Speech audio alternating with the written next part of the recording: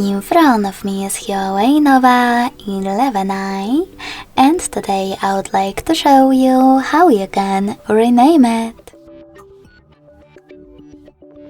First of all, just go into settings and scroll all the way down to access About Phone.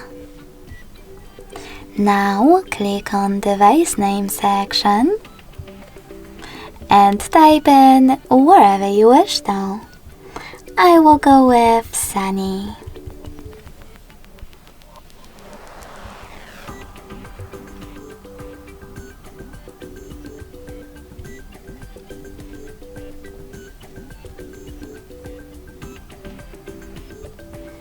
When you finished, select OK.